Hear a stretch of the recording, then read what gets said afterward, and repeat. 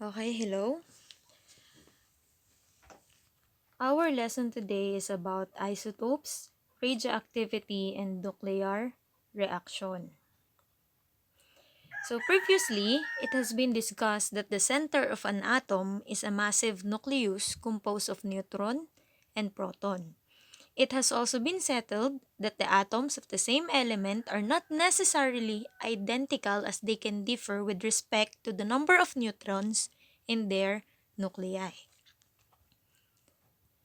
So, let us talk about isotopes.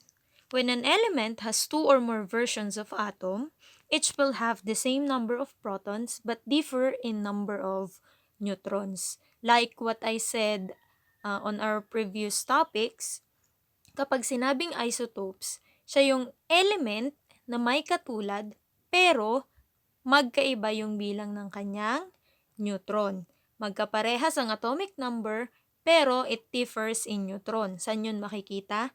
Kapag pinag-minus ang proton at ang atomic mass.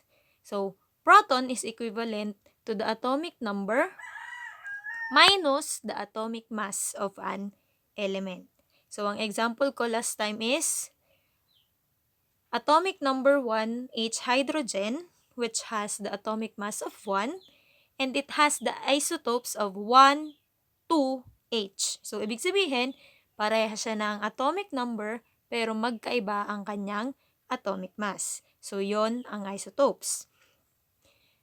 Different isotopes of the same element have the same atomic number, but have different mass numbers, which is the total of the number of protons and number of neutrons. With the discovery of isotopes, John Dalton's second postulate that all atoms of the same element are identical was abandoned. Kasi nga, dahil sa presence ng isotopes. Okay, half-life. What is half-life? Half-life is the amount of the time it takes for a half of the atom to decay into more stable form. Ibig sabihin, nagkakaroon ng atomic decay or na didecay yung atom para magkaroon siya ng stable form.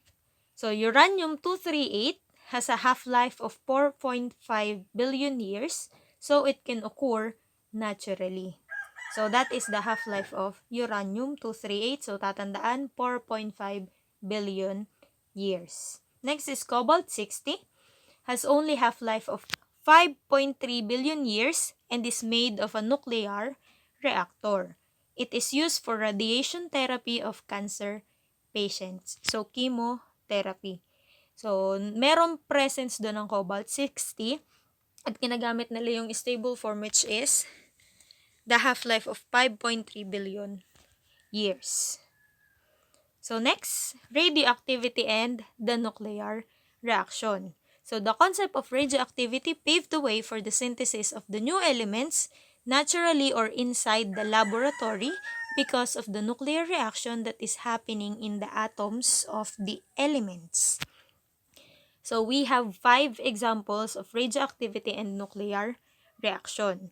So, in this discussion, i-discuss ko muna yung definition ng bawat emission at reaction for you to be familiarized, and then later on, I will show you how to complete or to compute each nuclear reaction. So, let's start with alpha emission. So, in this nuclear reaction, the radioactive nuclide is changed into an element with an atomic number and mass number lower than 2 and 4.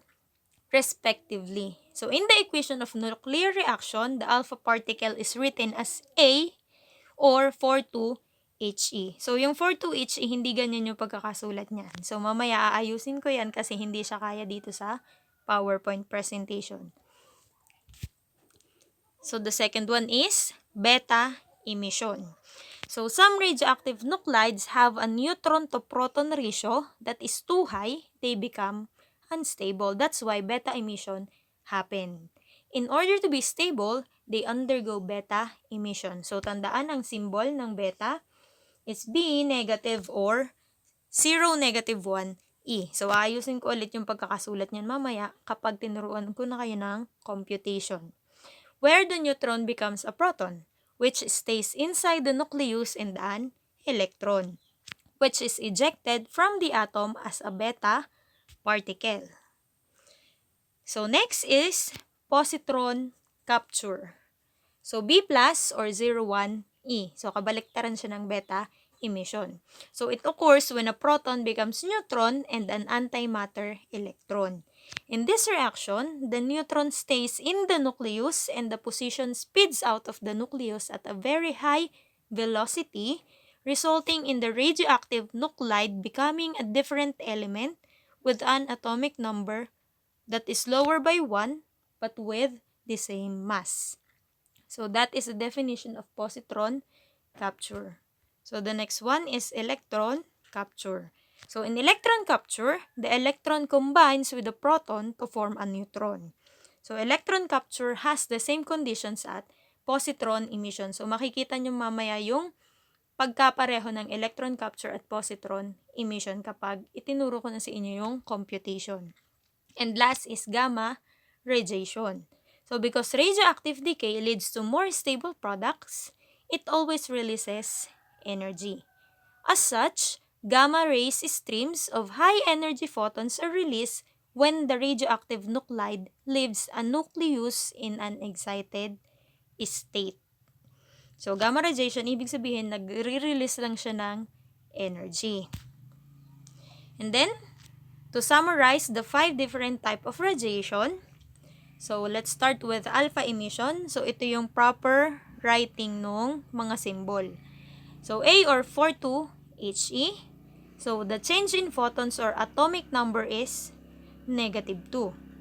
So change in neutron is also -2 and change in mass number is 4. So mamaya ko i-explain kung ano ibig sabihin ng negative, and positive na mga numbers na yan.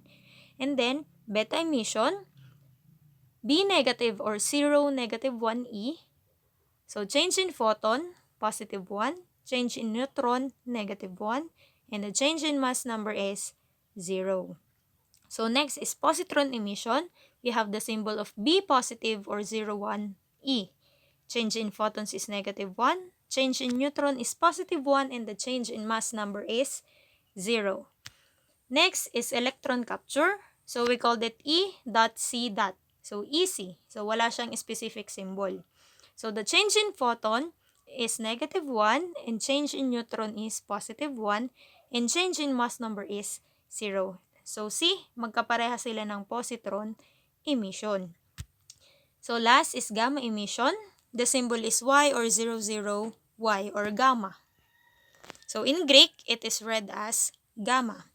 So change in photons is 0, change in neutron is 0, and change in mass number is 0.